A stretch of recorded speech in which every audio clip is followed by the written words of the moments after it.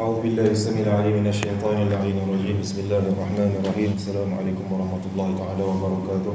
وعليكم السلام الحمد لله رب العالمين وبه نستعين على أمور الدنيا والدين، ونصلي ونسلم على سيدنا محمد خاتم الأنبياء وإمام المرسلين وعلى آل بيته الطيبين الطاهرين، ورضي الله تعالى عن أصحابه ومن اقتدى بهديه إلى يوم الدين. سبحانك لا علم لنا إلا ما علمتنا إنك أنت العليم الحكيم، ولا حول ولا قوة إلا بالله العلي العظيم. اللهم رب اشرح لنا صدورنا ويسر لنا أمورنا واحلل عقدة من لساننا يفقه قولنا. رب يسر ولا تعسر، رب تمن بالخير. أما بعد. Temu-temu sekali semualah kita merafak dan setinggi bersyukuran kepada Allah Ta'ala yang melimpah karunia dan inayahnya dapat semua kita berhimpun bagi menyambung pengajian kita insya-Allah. Jadi sebelumnya tuan-tuan dan puan-puan, kok ada orang mengaku-ngaku jadi imam Masjid Negara, jadi imam Masjidil Haram ni, malamnya kita panggil imam daripada Ayah Sofia kan. Tu kostum lain malamnya kan. Kopiah sapu lagi kodang kan. Labai sapu lagi anda. Labai saya siap ada plastik, tuan-tuan tak ada plastik. Labai saya siap buat corak-corak, ada lain, tuan-tuan tak ada. Ni dry cleaning pun tak usir dia tuan. Simpan elok-elok lah mesti. Muka surat 44 insya-Allah ya. Kaji orang tuan. Agak-agaklah. Bismillahirrahmanirrahim. Qala al-musannif rahimahullahu ta'ala wa nafa'ana bihi wa bi'ulumihi fid dharain amin. Firman Allah Ta'ala kepada baginda sallallahu alaihi wa alihi wasallam dengan penuh kasih dan mulia. Firman Allah Ta'ala kepada baginda sallallahu alaihi wa alihi wasallam dengan penuh kasih dan mulia. Firman Allah Ta'ala, Bismillahirrahmanirrahim. Taha ma anzalna 'alaikal Qur'ana litashqa illa tadhkiratan liman yakhsha. Taha, kami tidak menurunkan Al-Quran ini kepadamu wahai Muhammad sallallahu alaihi wa alihi wasallam agar engkau menjadi susah. Tashqa ni kalau ikutkan sebenarnya daripada kata akal syaqiyah. Syaqiyah ni maknanya celaka. Celaka, apa lagi? Susah, payah, borek, malang. Itu semakna dengan dia. Tapi bila kita meletakkan ataupun kita menterjemahkan berdasarkan zat ataupun entiti yang nak ditujukan tu, maka kita hendaklah sedaya upaya cari kata yang lebih lunak. Orang kalau dia tak reti dia main talo je kan. Tidaklah kami turunkan Quran kepadamu agar engkau menjadi celaka. Dia kalau kita menterjemah tuan-tuan dan puan-puan, kena ada di samping seni menterjemah, pada masa yang sama kena ada hikmah juga sebenarnya. Kalau terjemah dia hikmah tak ada, dia tak zauq, tak sadap, dia terlalu kaku, terlalu literal. Jadi kita ambillah kata engkau menjadi makna susahlah, payah, berat. Akan tetapi sebagai peringatan bagi orang yang takut, yakni takut kepada Allah Ta'ala. Ataupun secara terjemahnya, Taha, tidaklah kami turunkan Al-Quran ini kepadamu agar engkau menjadi susah. Apa sebab? Kenapa Allah Ta'ala firman dengan firman yang kedua tu tidak menjadi susah? Sebab kata Imam Ibn Kathir juga Imam At-Tabari di dalam tafsir mereka, diriwayatkan bahawasanya Nabi sallallahu alaihi wa alihi wasallam telah ditahmah ataupun dicerca oleh kaumnya sendiri. Dia kata apa dia? Laqad syaqiya hadzal rajul. Sesungguhnya lelaki ini telah menjadi celaka. Celaka di sini maknanya erti dia merujuk sesat. Ataupun kalau kita nak istilahkan lagi dengan seertinya, laqad saba'a hadzal rajul, telah menjadi sesat lelaki ini. Disebabkan Nabi sallallahu alaihi wasallam mendakwa menjadi nabi, mendakwa menjadi rasul, mendakwa menerima Al-Quran dan sebagainya. Jadi apa yang diucapkan oleh orang-orang musyrikin tersebut menyedihkan hati Nabi SAW. Maka Allah Ta'ala pun berfirmanlah, Taha tu maknanya apa kita akan sebut nanti. Taha, tidaklah kami turunkan Al-Quran ini agar engkau menjadi celaka. Kalau ikut munasabah daripada sebab nuzul tadi. Quran ni, setiap ayat Quran ni ada bila diturunkan, sebab itu dipanggil sebab nuzul, sebab penurunan ayat. Jadi kalau ikut kaedah munasabah orang musyrikin tadi, sesungguhnya lelaki ini telah celaka, yakni merujuk kepada Nabi SAW, maka Allah Ta'ala pun menjawab dengan menenangkan hati Nabi SAW, tidaklah kami turunkan Al-Quran ini agar engkau menjadi celaka. Kalau ikut daripada perspektif ucapan kaum musyrikin tadi. Akan tetapi sebagai peringatan bagi mereka yang takut kepada Allah. Kalau kata Ibnu Ajibah lagi apa dia? Ai anzalnahu liman yakhshallaha liyata'aththara bil inzar. Moga-moga mereka yang takut kepada Allah Ta'ala itu tersentak dengan amaran, ingatan, teguran daripada Allah Ta'ala. Waliriqqati qalbihi, dan dengan tujuan melembutkan hati mereka yang takut kepada Allah Ta'ala. Kemudian lagi apa dia? Terdapat perselisihan dari mufassirin, yakni ahli tafsir, mengenai makna Taha. Dikatakan ia huruf muqatta'ah ataupun sebahagian daripada huruf yang terpisah-pisah. Apa makna huruf muqatta'ah? Huruf muqatta'ah tu yang kita baca dalam Quran tu lah alif lam mim nun qaf, alif lam ra kaf ha ya ain sad yasin, alif lam mim sad, taha. Tu contoh ayat huruf muqatta'ah. Huruf muqatta'ah dalam tafsir kebanyakan mereka kebiasaannya akan kata tidak diketahui maknanya kecuali Allah Ta'ala. Kebanyakan ahli tafsir bila menafsirkan ayat-ayat muqatta'ah, alif lam mim, apa makna alif lam mim? Hanya diketahui oleh Allah Ta'ala. Apa makna nun, apa makna qaf, apa alif lam mim sad, apa makna kaf ha ya ain sad, itu hanya diketahui oleh Allah Ta'ala. Tapi ada juga sebahagian ahli tafsir, mungkin mereka ada dapatan yang lebih meluas, berdasarkan riwayat-riwayat yang dirasakan dipercayai, maka dia pun menafsirkan makna tersebut berdasarkan ijtihad kefahaman mereka. Contohnya apa? Ada yang berpendapat ia bermaksud wahai lelaki. Taha maknanya merujuk wahai lelaki. Ni pendapat majoriti ulama tafsir.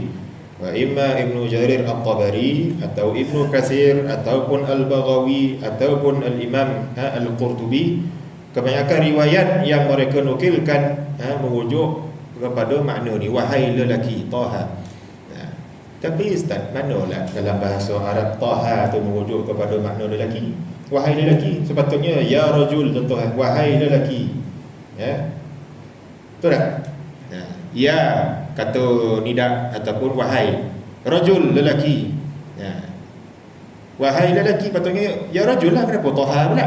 Mana datang kalimat Taha dalam bahasa Arab? Sebahagian qaul menyatakan Taha ini merujuk daripada bahasa nabatiyah. Nabatiyah ni apa bahasa? Bahasa nabatiyah ni kumpulan nabatiyun. Dalam istilah sejarah, nabatiyun ni dia punca di Yaman. Ratu Sabah, Ratu Sabah yang konon kita dengar dia berkahwin dengan Nabi Sulaiman apa semua tu, ataupun lebih dikenali sebagai Balqis. Kita kat zaman dua ni Balqis jadi topik makan. Nak makan nasi Arab pergi Balqis. Tapi sebenarnya Balqis tu tak warid dalam wahyu, nama Balqis tu. Tapi datang dari riwayat-riwayat yang ghalibnya mungkin riwayat Israiliyat. Dia hanya merujuk Ratu Sabah. Jadi Ratu Sabah ni dia kerajaan Nabatiyah. Dia ada bahasa dia sendiri. Dia tak pakai bahasa Arab. Dia ada bahasa dia sendiri, bahasa khas dia. Yang ada sebahagian riwayat menyebutkan bangsa Nabatiyah ni antara limpah kurnia Allah Ta'ala kepada mereka ni orang yang pakar buat bangunan. Dan dia ada satu dalam sejarah dia ada satu binaan dia yang sangat masyhur, iaitu dipanggil empangan ma'arib. Bukan empangan murid itu. Empangan ma'arib maknanya dia pandai buat empangan air. Yang mana tuan nampak? Kalau kita tengok geografi contoh pandai pasti. Tapi kerajaan Nabatiyah ni dia boleh mampu buat empangan. Kerajaan Nabatiyah yang disebutkan ni berlaku sebelum zaman Nabi SAW. Akan tetapi disebabkan kesombongan dan juga butuh mata hati mereka kufur kepada Allah Ta'ala. Ada yang menyatakan Nabatiyah pada zaman Balqis ataupun Ratu Sabah itu beriman kepada Nabi Sulaiman yang kita baca dalam Quran. Tak kalau burung hudhud, kita ni dengar Ibn Nasir tanya sama itu hudhud, tapi tak reti nak kaji apa hudhud tu apa makna, apa mana toboh mana datang dong tapi tak tadabbur. Itu kita. Jadi burung hudhud suruhan, sebahagian suruhan daripada Nabi Sulaiman. Dia cerita dia datang daripada negeri Sabah. Tengok ada ratu bersama rakyat dia yang menyembah matahari dan sebagainya, apa benda yang kita baca dalam Quran pula. Jadi dipendekkan cerita, akhirnya Ratu Sabah bersama rakyatnya beriman kepada Nabi Sulaiman. Kahwin kau tak kahwin tu tak ada sebut dalam wahyu. Yang biasa kita dengar di kononnya Ratu Sabah tu berkahwin dengan Nabi Sulaiman. Tapi sahih tak sahih wallahu a'lam. Akan tetapi sesudah kemangkatan Nabi Sulaiman dan Ratu Sabah, maka bangsa Nabatiyah ni pun makin lama makin tersesat, makin jauh, akhirnya menjadi kufur pada Allah Ta'ala.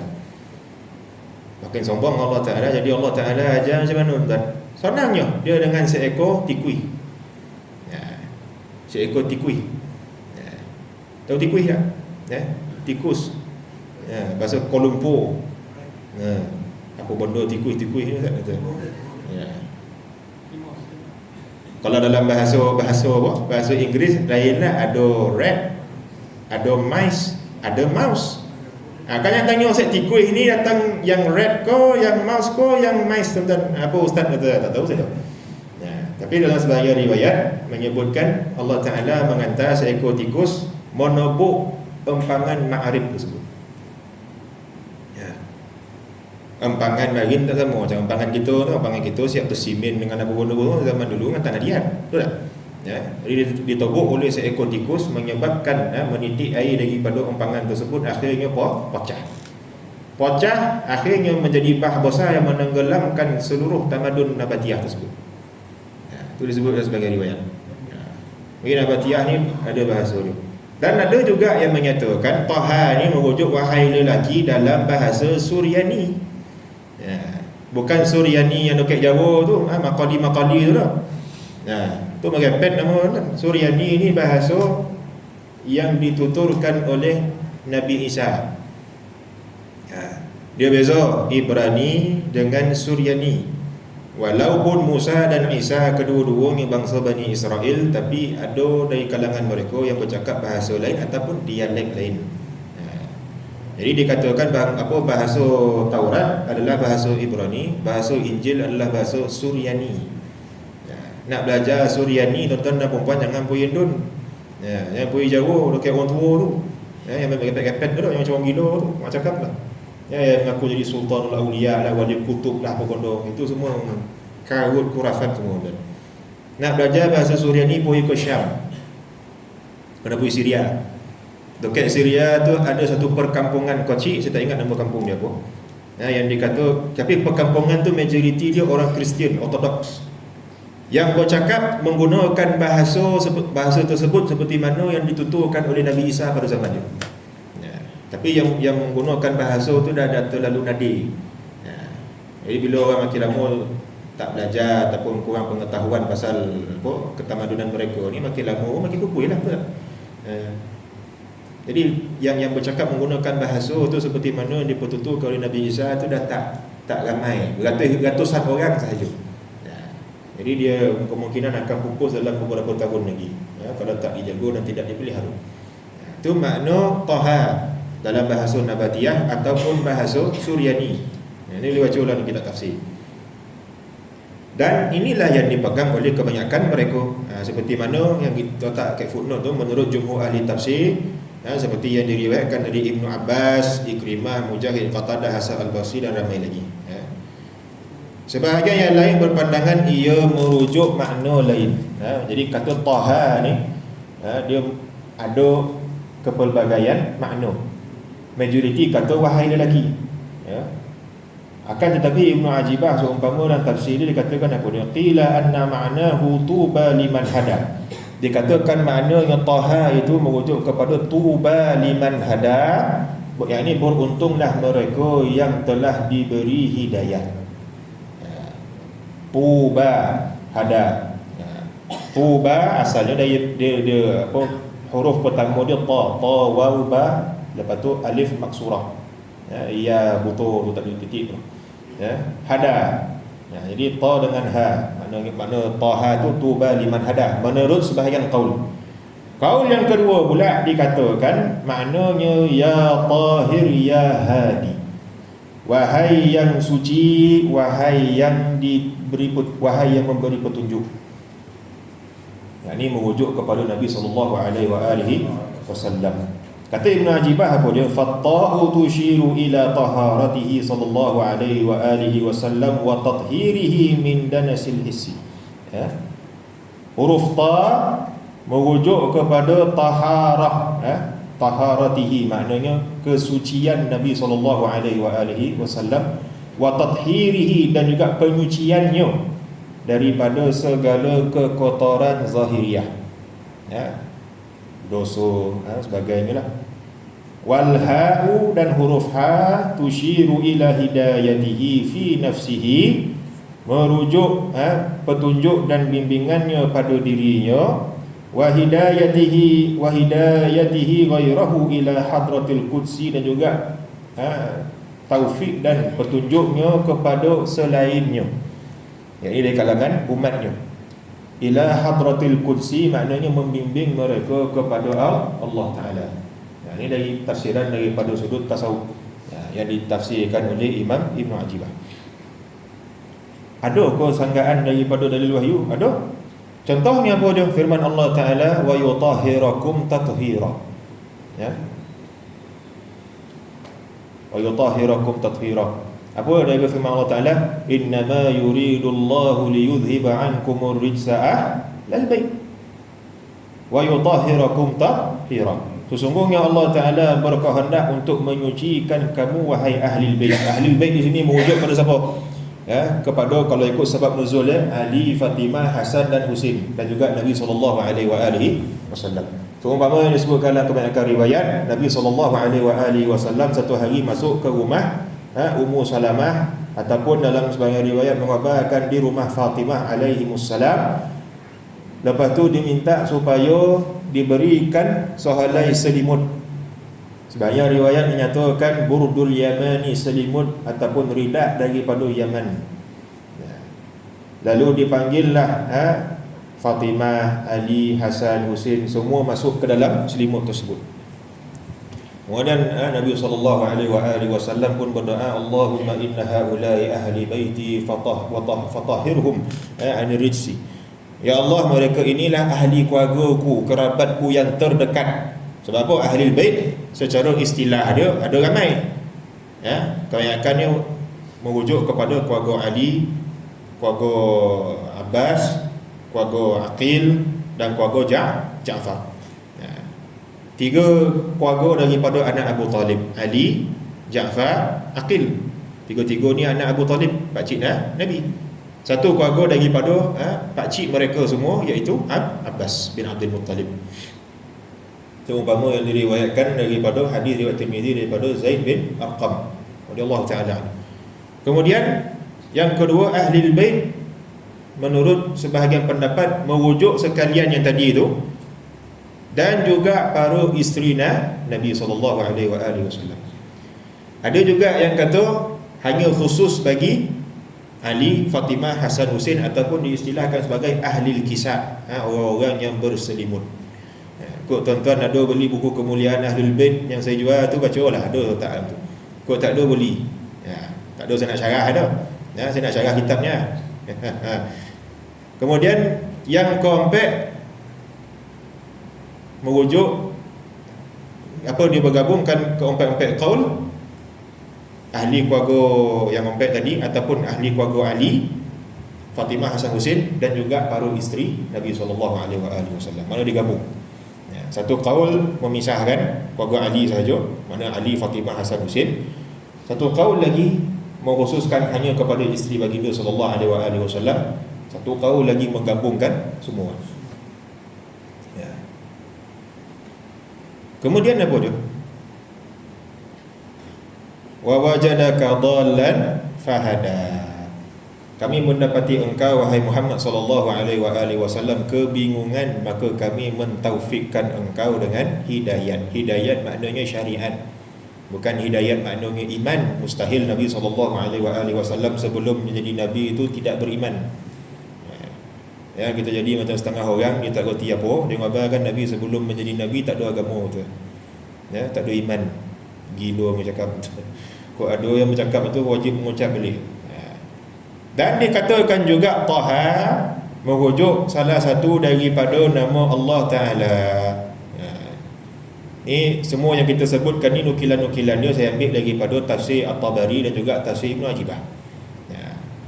Dikatakan juga Taha merujuk salah satu daripada nama Allah Ta'ala. Dan dinisbahkan pendapat ini kepada Ibn Abbas. Jadi kalau kita ambil makna yang pertama wahai lelaki, maka kefahaman pada ayat tersebut Taha ayya rajul, Taha maknanya wahai lelaki, yakni merujuk kepada Nabi. Tidaklah kami turunkan Al-Quran ini kepadamu agar engkau menjadi susah, kecuali sebagai peringatan bagi mereka yang takut kepada Allah. Itu makna yang pertama. Makna yang kedua, kalau kita ambil kefahaman Taha merujuk salah satu daripada nama Allah Ta'ala, maka maknanya dia menjadi sumpahan, kata sumpah. Maka secara tersiratnya ataupun secara takdirnya, dengan nama zat yang dengan nama Allah yang antara namanya itu adalah Taha, ataupun demi nama kami yang sebahagiannya itu adalah Taha, tidaklah kami turunkan Al-Quran kepada engkau untuk engkau menjadi susah. Faham makna?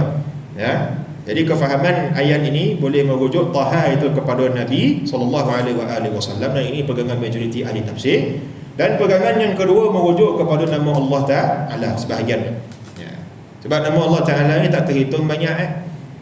Tak lazim nama Allah Ta'ala tu limit daripada Asma'ul Husna sampai 9 tu dah.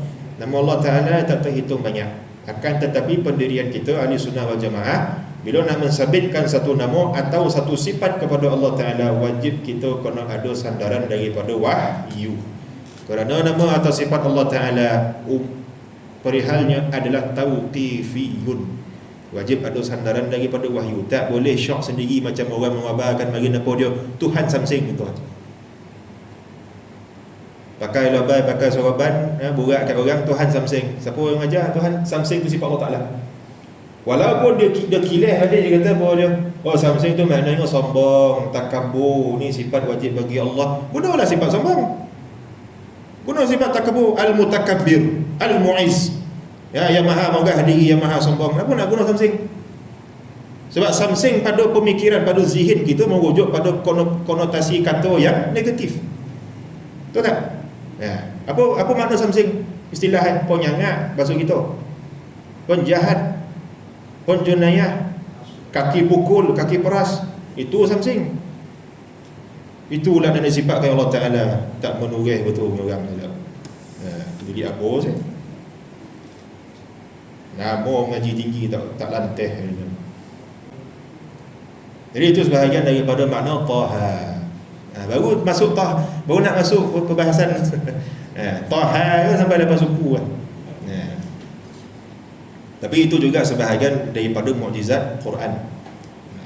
Orang kalau dia tak reti, dia akan tanya-tanya Taha ni maksudnya apa? Betul. Jadi kata Qadiriyah, tidak disangka lagi ayat ini menunjukkan tanda kemuliaan, kasih dan perlakuan yang baik daripada Allah Ta'ala kepada Nabi SAW. Gaya, yakni gaya bahasa surah Taha ini juga terdapat dalam ayat-ayat yang lain. Seumpama firman Allah Ta'ala, fala'allaka baghi'un nafsaka ala atharihim illam yu'minu bihadzal hadithi asafa. Maksud dia apa dia? Maka apakah barangkali engkau wahai Muhammad sallallahu alaihi wasallam akan membunuh dirimu kerana bersedih hati setelah mereka berpaling sekiranya mereka tidak beriman kepada keterangan ini. Ataupun yakni engkau membunuh dirimu atau menghancurkan dirimu sendiri disebabkan rasa murka, marah dan busa terhadap kelakuan mereka. Sebab apa? Tadi dalam surah Taha merujuk kepada turun sebab nuzulnya daripada kelakuan orang-orang musyrikin yang mencaci Nabi SAW, sifat mereka yang sombong dan juga berpaling daripada Rasulullah. Jadi Allah Ta'ala turunkan firman dia sebagai bentuk convert. Apa convert dalam bahasa Melayu? Janganlah literal guna itu. Nak memujuk seperti dengan memujuk apa? Memujuk ataupun nak bukan mengisah apa. Tak, itu antonim je. Apa kata pujuk lagi? Nak meringankan, nak melapangkan. Sebab apa? Tadi sebelumnya sudah pun diuji dengan kelakuan orang-orang musyrikin, lalu turunnya ayat ini sebagai kelapangan bagi Nabi SAW. Sama juga dengan ayat ni, adakah disebabkan mereka berpaling engkau akan menghancurkan dirimu? Tapi kita kalau tonton program dekat kitab ni tak datang kuliah, mesti akan tanya kat mana pula munasabah mana pujuk orang, mana dia punya pujuk mana dia punya apa comfort kat mana. Tu kita abang nak ngaji kitab ni bukan sekadar boleh duduk rumah kan. Baca untuk macam tu je. Baca datang. Memang dalam edisi asal memang tak dihabiskan ayat ni. Tapi kalau kita ambil konteks keseluruhan, fala'allaka baghi'un nafsaka ala atharihim illam yu'minu bihadzal hadithi asafa inna ja'alna ma 'alal ardi zinatan laha linabluwahum ayyuhum ahsanu 'amala wa inna laja'iluna ma 'alaiha sa'idan juruza. Itu konteks keseluruhan ayat. Itu munasabah. Munasabah kat mana? Apa sebab mereka berpaling daripada Allah Ta'ala, daripada dakwah Nabi SAW yang dengannya menyebabkan Nabi rasa sedih, rasa lara, rasa duka tu. Apa kaitannya pula dengan tu? Inna ja'alna ma'al ardi zinatan laha linabluwahum ayyuhum ahsanu amala. Kami menjadikan muka bumi itu, kami jadikan di muka bumi ini sebagai perhiasan, untuk menguji siapakah dari kalangan mereka yang baik amalnya. Kemudian apa dah? Kemudian lagi apa dia? Allah Ta'ala sebut sesudah wa inna laja'iluna ma 'alaiha, dan lalu kemudian kami jadikan segala yang ada di muka bumi itu daripada segala perhiasan, segala kehijauan, segala nikmat yang ada, sa'idan juruza. Apa makna sa'idan juruza? Tafsir mengabarkan ardan yabisan atau turaban yabisan, debu tanah yang kebasahan. Makna tak ada apa lagi dah, lenyap, hancur, fana. Seakan-akan isyarat daripada ulama tafsir seumpama Ibnu Ajibah, dia mengabarkan apa tu? Di antara asbab yang paling besar kekufuran orang musyrikin yang berpaling daripada Nabi SAW disebabkan mereka selesa terhijab di dalam keselesaan duniawi. Tu Allah Ta'ala sebut inna ja'alna ma'alal ardi, kami jadikan di atas muka bumi itu apa dia? Zinatan laha, perhiasan-perhiasan baginya. Apa dia? Makan, pakai, minum, lepas tu kenderaan, pernikahan, segala kelazatan syahwat dan sebagainya, perhiasan. Supaya apa? Nak diuji siapa yang paling baik amalnya, merujuk kepada apa? Linahtabirahum, supaya kami menguji mereka, ayyuhum azhadu fiha wa aqbaluhum 'ala Allah bil 'amalis salih. Siapa dari kalangan mereka itu yang zuhudkan segala perhiasan dunia tersebut dan menghadap Allah dengan mengerjakan amal salih. Ni banyak kita isyaratkan dalam pengajian tasawuf lagi tuan-tuan. Hakikat dunia ni menipu belaka. Betul tak? Segala sedap dan lazat yang ada dekat dunia yang kita rasa ni hakikatnya satu ujian. Kalau takkan Allah Ta'ala sebut dalam Quran, summa la tus'alunna yawma idzin anil na'im. Dan pada hari kiamat besok kami akan soal satu persatu segala nikmat yang kami kurniakan kepada dia. Seumpama Nabi SAW sebut dalam sebuah hadis apa dia, pada hari kiamat besok setiap orang akan ditanya pada umur yang ke mana dia habiskan, masa muda apa yang dia buat, kesihatan dia apa yang dia kerjakan. Betul tak? Nikmat yang Allah Ta'ala bagi sama ada boleh menjadi hijab kita kepada Allah Ta'ala atau menjadi wasilah kita makin dekat kepada Allah Ta'ala. Maka keseluruhan ayat ini daripada surah Al-Kahfi ini adalah satu bentuk kelapangan bagi Nabi SAW. Ini akan datangkan lagi berikutnya. Demikian juga gaya yang hampir sama pada firman Allah Ta'ala, la'allaka bakhirun nafsaka alla yakunu mu'minin in nasha' nunazzil 'alaihim minas sama'i ayatan fadhallat a'naquhum laha khadi'in. Boleh jadi engkau akan membinasakan dirimu kerana mereka tidak beriman. Membinasakan diri jangan kita faham makna Nabi bunuh diri macam kita dah. Kita stres. Kita pun ambil pisau qala nadi kita. Qala leher kita. Ataupun paling tidak macam barunya ada orang dia stres, terlalu stres juga dia pun buat tattoo contoh. Konon-konon nak mengajuk dengan Allah Ta'ala. Poi minum arak. Ini masalah yang berlaku pada anak muda. Stres sikit mengajuk dengan Allah Ta'ala, buat maksiat. Pondan tu tak pondan. Allah Ta'ala uji sikit je jadi pondan. Apa buat? Engkar Allah Ta'ala. Walhal sebenarnya kalau Allah Ta'ala uji, apa yang patut kita buat? Wasta'inu bis sabri was salah. Penawar Allah Ta'ala bagi dalam Quran minta tolong dengan sifat kesabaran terlebih dahulu, kemudian pergi munajat dengan menunaikan solat. Ini kena uji sikit. Alamak, ya Rab, dan banyak buat amal, dan tunggang-tunggik semayang, dan banyak sedekah, dan setiap bulan pergi umrah, setiap tahun pergi haji. Alah, ramai-ramai makhluk yang kau ciptakan, dan juga yang kau bagi yang paling borek sekali. Oh iya. Kau siapa nak komplain dengan Allah Ta'ala? Ya Rab, orang lain buat maksiat, copetlah kahwin ni, dan yang banyak buat amal yang lambat kahwin ni, contoh. Bukan sini ada orang lain je.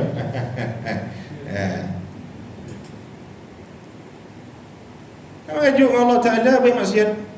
Daripada mengajuk macam tu, baik pergi mengintih.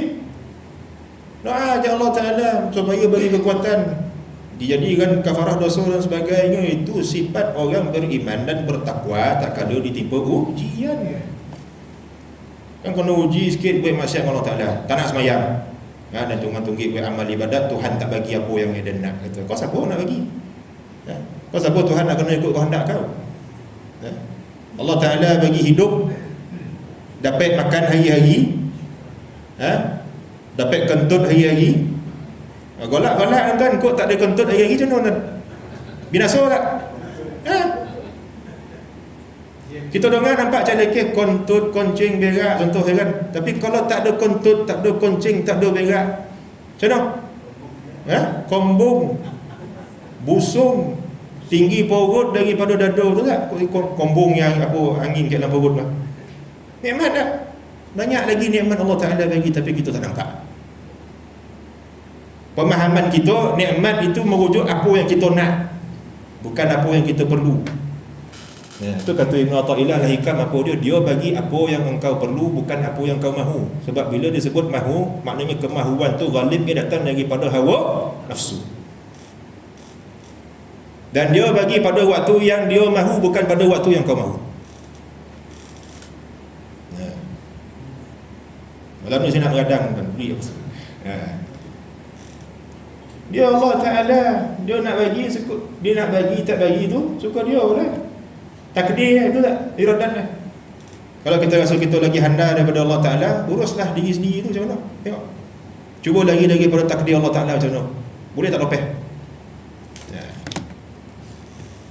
Boleh tak bebas daripada cengkaman takdir iradat Allah Ta'ala? Walau satu lahzah, boleh tak? Mustahil.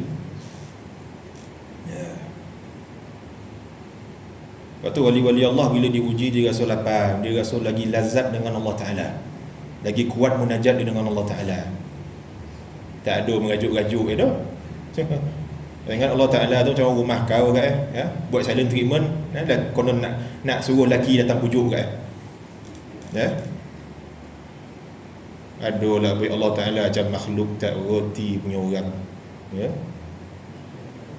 Mak cakap lah orang kita ni yang lombik pondan, ya? Kena uji sikit je mengajuk dengan Allah Ta'ala, patah hati dengan Allah Ta'ala. Kita dongai pun kau di golongan tuan-tuan. Kok banyak duit pun hilang, travel ke apa contoh kan, tak? Contoh kan, pergi umrah ke apa, banyak lagi nikmat Allah Ta'ala bagi, kita tak nampak. Kemudian apa dia? Boleh jadi engkau akan membinasakan dirimu wahai Muhammad sallallahu alaihi wasallam kerana mereka tidak beriman. Inna sya' nunazzil alaihi minas sama'i ayatan fadhallat a'naquhum laha khadi'in. Jikalau kami berkehendak nescaya kami turunkan kepada mereka mukjizat dari langit, maka senantiasa mereka tunduk kepadanya. Maknanya nampak tak gaya firman Allah Ta'ala, yang setakat yang kita baca ni. Mula-mula didatangkan sebab yang menjadikan hati Nabi SAW sedih, kemudian ditasliyahkan ataupun dilapangkan dengan kepelbagaian firman yang berikutnya yang dapat melapangkan hati Nabi. Seumpama ni lah, kalau seumpama sebelum tadi kan, barangkali engkau akan membinasakan dirimu, lepas tu apa sebab kenapa Allah Ta'ala jadikan begitu, nanti kita akan sebutkan lagi. Seumpama lagi firman Allah Ta'ala, fasda' bima tu'mar wa a'rid 'anil musyrikin inna kafaynakal mustahzi'in alladhina yaj'aluna ma'allahi ilahan akhar fasawfa ya'lamun wa laqad na'lamu annaka yadhiqu sadruka bima yaqulun fasabbih bihamdi rabbika wa kum minas sajidin wa'bud rabbaka hatta ya'tiyakal yaqin. Maka sampaikanlah olehmu wahai Muhammad sallallahu alaihi wasallam secara terang-terangan segala yang dititahkan kepadamu dan berpalinglah dari orang-orang musyrik. Berpalinglah daripada kejahatan mereka, berpalinglah daripada cacian mereka. Janganlah disebabkan apa yang mereka buat itu menduka citakan hati engkau. Sebab apa? Sesungguhnya kami memeliharamu dari kejahatan mereka yang memperolok-olokkan engkau, iaitu mereka yang menganggap adanya Tuhan selain Allah, orang musyrikin. Maka mereka kelak akan mengetahui akibat-akibatnya. Bosan macam mana pun kejahatan mereka kepadamu, kelak mereka akan mengetahui hakikat yang sebenar-benar. Dan kita sebut pada sesi yang terakhir lagi, seumpama orang kafir, tak kala datang seorang Rasul ataupun firman Allah Ta'ala diejek-ejek, diolok-olok, seumpama kaum Nabi Nuh, yaj'aluna asabi'ahum fi adhanihim, letak jari mereka ke dalam telinga. Nabi Nuh mengajak, menyuruh kepada tauhid dan iman. Baca firman Allah Ta'ala, wakak ni 950 tahun dakwah dia. Akhirnya besok bila bangkit daripada kubur, qalu ya wailana man ba'athana min marqadina. Oh aduhai celaka, siapa yang bangkitkan kami daripada tempat perbaringan kami. Hadza ma wa'ada ar-rahman wa sadaqal mursalun. Inilah apa yang telah dijanjikan oleh Tuhan yang Maha Pemurah, dan benarlah apa yang pernah dibawa oleh sekalian rasul-rasul tersebut. Bila masuk akan nampak hakikatnya. Besok nak mati, besok dalam kubur, bila bangkit daripada kubur, dalam neraka besok. Tu Allah Ta'ala, seakan-akan Allah Ta'ala daripada sekalian ayat yang kita baca ni, seakan-akan Allah Ta'ala berfirman kepada Nabi SAW, janganlah engkau berasa berduka cita terhadap perbuatan atau ucapan mereka. Kelak mereka akan mengetahui akibat daripada perbuatan mereka tersebut. Fala yahzunka qawluhum, janganlah engkau berduka cita disebabkan ucapan orang-orang kafir tersebut. Inna na'lamu ma yusirruna wa ma yu'linun. Kami Maha mengetahui apa yang mereka terang-terangkan dan apa yang mereka sembunyikan. Maknanya apa yang mereka buat tu akan ada akibat dia. Itu kita baca dalam Yasin. Kemudian lagi apa dia? Dan sesungguhnya kami maha mengetahui bahawa dadamu menjadi sempit disebabkan apa yang mereka ucapkan. Makna Nabi Rasul sodih. Sodih Nabi. Nabi pun manusia kan. Rasul sodih. Kali saya boleh sodih saya mengajar orang main telefon tuan. Saya mengajar orang bercakap tuan. Saya mengajar orang tak dengar. Sodihlah. Baik saya manusia. Kan malaikat ada. Kan malaikat agak ada dia tanggung dia surau. Kan? Nabi pun orang tak dengar, orang berpaling pun Nabi sodih. Akhirnya Allah Ta'ala pujuk, Allah Ta'ala lapangkan hati dia. Allah Ta'ala bagi janji-janji yang benar. Apa yang akan menimpa mereka besok. Jadi jangan rasa sedih. Apa nak kena buat?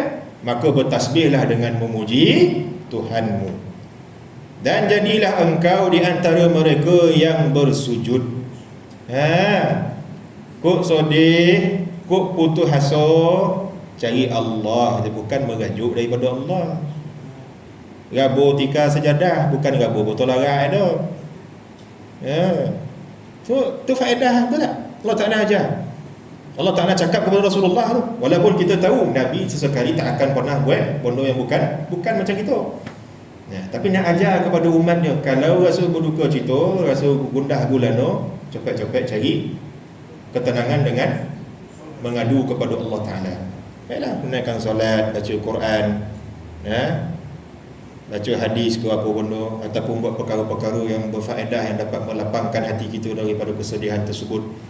Dan sembahlah Tuhanmu sampai datang kepadamu apa yang diyakini, yakni ajal. Maknanya senantiasalah engkau menyembah Tuhanmu sehinggalah nyawamu dijemputnya. Jadi tuan-tuan dan puan, daripada sekalian ayat yang kita baca ni, apa yang kita ambil faedah? Faedah dia bab kata Ibnu Ajibah. Pertama sekali ayat ini, dia kalau ikutkan tafsir yang saya nak baca ni, dia ambil daripada apa? Fala'allaka bakhirun nafsaka tu. Tapi saya ambil tafsiran dia tersebut untuk menyimpulkan segala ayat yang kita baca ni. Maknanya apa? Segala ayat-ayat yang turun semisal gaya bahasa yang dibacakan tadi, pertama dia merujuk sebagai satu kelapangan bagi Nabi SAW. Dan yang paling utama sekali kata Ibnu Ajibah, tasliyatan lin Nabi sallallahu alaihi wasallam min haitsu annahu arsyadahu ila syuhuri tadbiril haqq ta'ala. Kelapangan bagi Nabi sallallahu alaihi wasallam tak kalau Allah Taala nak menzahirkan kepada Nabi sallallahu alaihi wasallam akan kesempurnaan tadbirnya terhadap makhluknya. Maknanya apa? Serahkan segala urusan kepada Allah Ta'ala. Kesempurnaan tadbir Allah Ta'ala itu lebih agung daripada tadbir diri kita. Sebab tu sifat utama bagi ahli sufi meninggalkan tadbir diri sendiri. Maknanya tak poning kepala apa nak makan besok, bila nak kahwin ni. Contoh, siapa golak tu saya mengajuk, tak ada saya nak ajar ke depan tu. Ataupun apa bila nak terangkat ujian dan bala ni, tak ada. Dia memandang kepada keindahan tadbir Allah Ta'ala.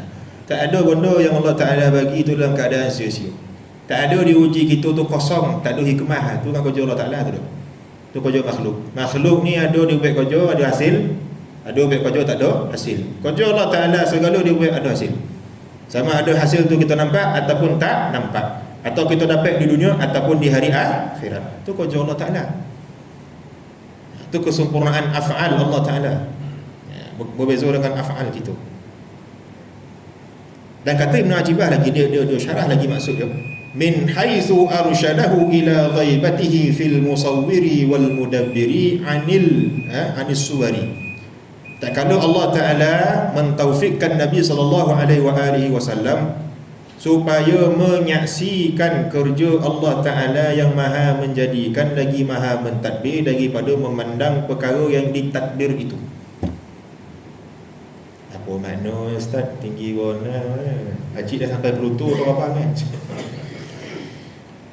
Maksudnya apa dia? Hakikat manusia yang terhijab, dia akan memandang pada zahir. Hakikat orang yang sempurna makrifat kepada Allah Ta'ala, dia tak pandang zahir, dia pandang asbab di sebalik hikmah yang tersirat Nak disimpulkan mudah lagi, macam kita yang terhijabnya pandang kek yang tersurat, tak nampak yang tersirat. Wali-wali Allah yang ahli makrifat, dia pandang yang tersirat, tak pandang yang tersurat. Faham makna? Tak kalau manusia lain memandang alam, Nabi SAW dia memandang zat yang menjadikan alam tersebut. Itu maksud Ibn Ajibah. Wa aniz zinati fil muzayyini. Dan juga memalingkan Nabi SAW dari memandang perhiasan dunia kepada syuhudkan zat yang menjadikan dunia tersebut. Berbeza dengan manusia biasa. Manusia biasa dia akan memandang dunia, dia tak pandang apa hakikat tersirat di balik dunia tu. Tu dia tanda-tanda. Tu sebahagian daripada tafsir Sufi Ibnu Ajibah. Saya kalau saya malas nak tafsir malam ni.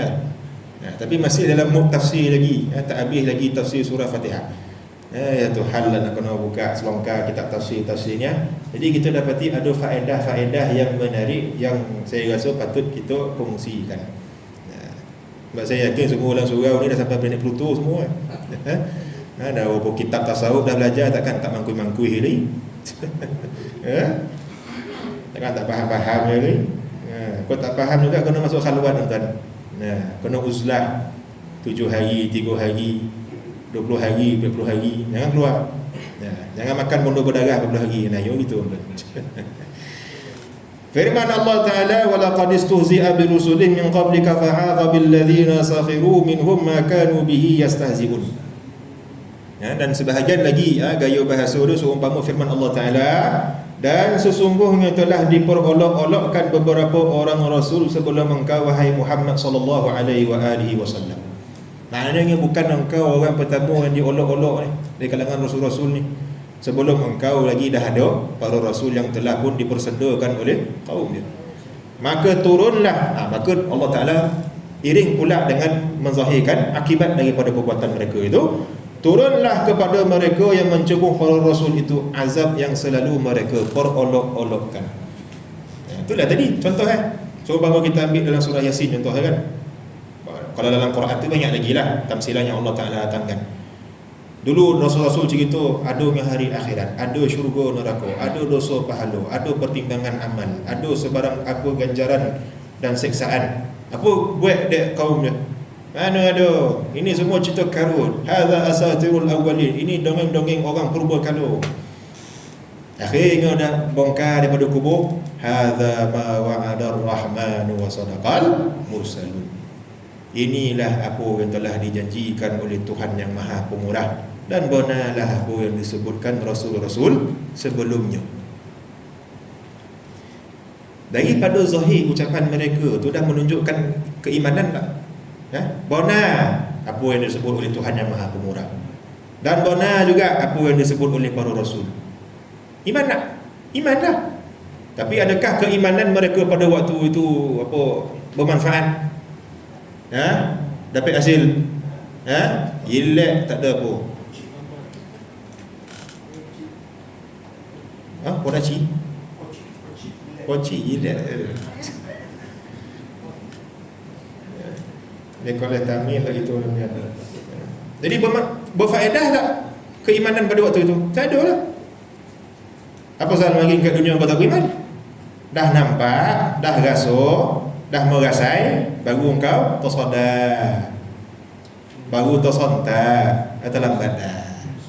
Sama juga macam kita baca dalam hadis Nabi SAW, seumpama diriwayatkan oleh Imam Abu Dawud Tirmizi, antara tanda kiamat. Apa dia? Terbit matahari daripada barat. Bila terbit matahari daripada barat, itu menunjukkan kiamat sudah pun hampir.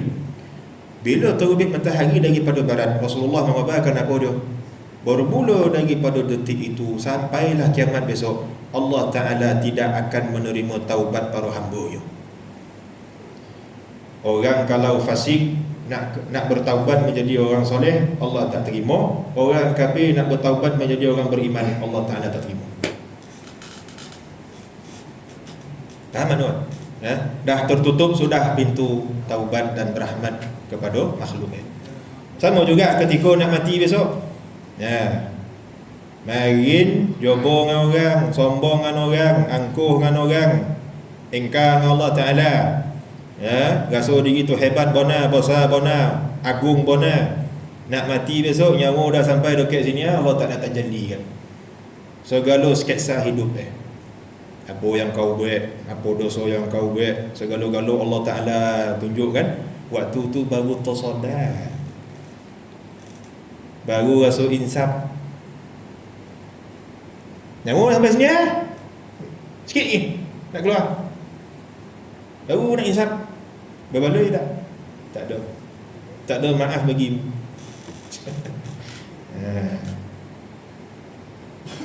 Lontong lah kau dalam kubur tu, padahal kau mari orang cakap naik kari tak nak dengar, buat pokak telinga, sombong, rasa ogah dengan jawatan yang ada.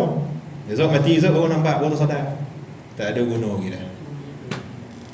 Ilek podaci, macam mana je? Ilek poci. Kalau bahasa Darijah Maghribiyah ataupun dialek pasar Morocco, mafi walu, tak ada apa lagi dah. Bukan mafish tu bahasa Arab Timur Tengah. Morocco dia mafi walu, tak ada apa lagi dah. Ilek kosong, zero, poci, tak ada. Kemudian apa dia ahli tafsir berkata, saya nak ambil pasal ni. Ahli tafsir berkata Allah Ta'ala mententeramkan baginda dengan apa yang difirmankan tersebut serta mendokongnya dalam menghadapi tindak balas kaum musyrikin. Dia berfirman bahawa jika kaumnya masih memperlekehkannya, maka mereka akan dibinasakan seperti yang telah dialami oleh kaum-kaum sebelumnya. Ini yang kita sebutkan tadi. Di antara contoh memberi ketenteraman adalah seperti firman-Nya, wa iyyukadzibuka faqad kudzibat rusulun min qablik. Dan jika mereka mendustakan wahai Muhammad sallallahu alaihi wasallam, maka sesungguhnya telah didustakan pula rasul-rasul sebelum engkau. Maknanya engkau bukan orang pertama yang pernah didustakan. Nabi-nabi yang lain pun pernah juga pernah kena juga. Dan lagi firman-Nya, kadzalika ma atal ladzina min qablihim min rasulin illa qalu sahirun aw majnun. Demikian tiada seorang rasul pun yang datang kepada orang-orang sebelum mereka, melainkan mereka berkata dia adalah seorang tukang sihir atau orang gila.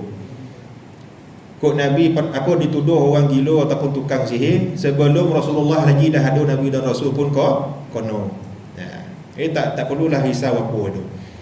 Jadi kita ni orang-orang yang mendakwah aku, yang mengajar ni, orang dongar ke tak dongar aku tak payah sedih dah. Peduli kan. Esok dah terabur-rabur, so baru dia tahu. Kan kau orang temu tu. Tak payah nak ambil hati tu orang datang tak datang gitu. Dongar tak dongar. Banyak sebelum-sebelumnya pun alim ulama yang kono sama juga. Contoh bukan orang sini, negara lain. Dekat utara Turki sana. Kemudian apa dia Allah Ta'ala menenangkan baginda dengan berfirman mengenai umat-umat terdahulu yang mengejek para nabi mereka dan apa yang dihadapi oleh para nabi dari tindak balas kaum mereka. Dia juga berfirman bahawa apa yang dihadapi baginda dari kaum kufar Mekah adalah persis seperti yang pernah dihadapi para rasul sebelumnya dan baginda bukanlah orang pertama yang menghadapi. Kemudian Allah menitahkan baginda sallallahu alaihi wasallam untuk menjauhkan diri dari mereka. Fatawalla anhum fama anta bimalumin, maka berpalinglah dari mereka dan engkau sesekali tidak akan tercela ataupun tidak sesekali dicela. Maksudnya apa dia? Engkau telah menunaikan tanggungjawab, engkau telah menyampaikan, tinggal lagi mereka ni engkau, maka beredarlah engkau, maka engkau tidak lagi dipertanggungjawabkan.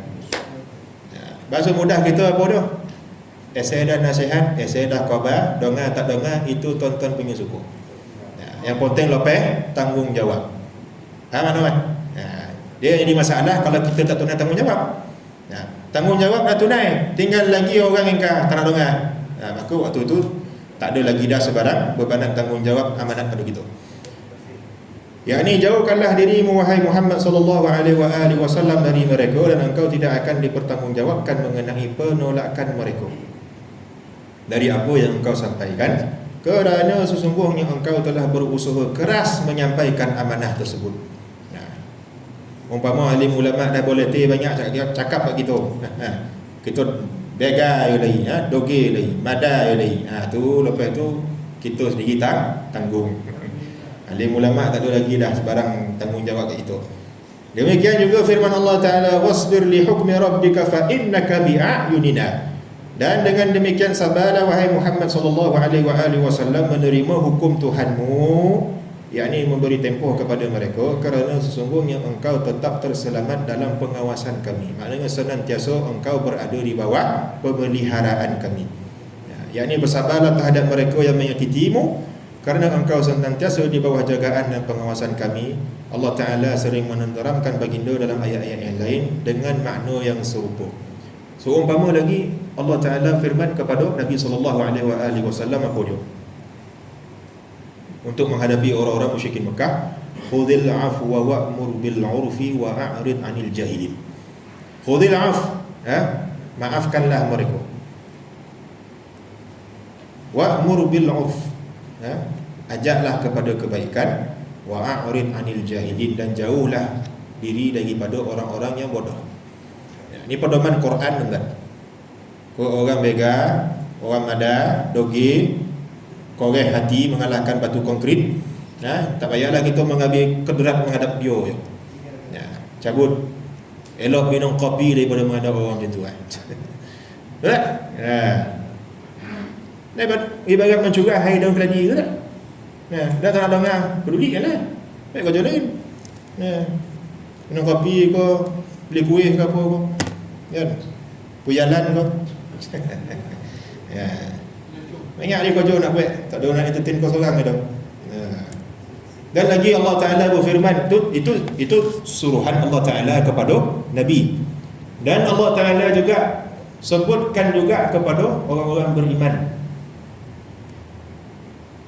mengenai sifat sebahagian hamba Allah, wa ibadur rahmanil ladzina yamshuna 'alal ardi hauna wa idza khatabahumul jahiluna qalu salama.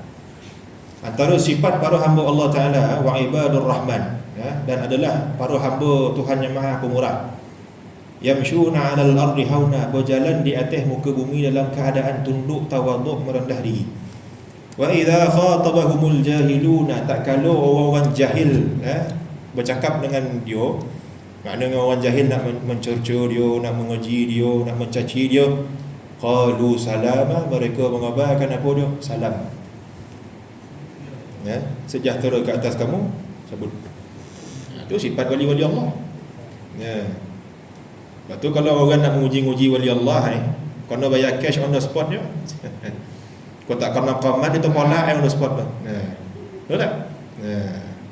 Itu dah tentang perempuan. Kan kita layan orang yang jahil. Itu kita dah syarah dah bagi dalam pengajian tasawuf syariat. Antara sifat wali-wali Allah, tidak melayan orang-orang jahil. Jangan sibuk perkara yang bukan urusan kita. Sibukkan diri kita dengan perkara yang berfaedah, dan senantiasa tawajuhkan qalbi kita menghadap Allah. Itu lebih utama. Kita sibuk dengan orang bodoh, macam cakap lah. Tak ada bagi faedah pada agama dan juga dunia kita.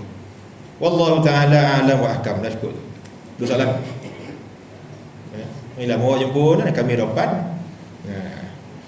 Dua soalan. Muslimin muslimat? Tak ada?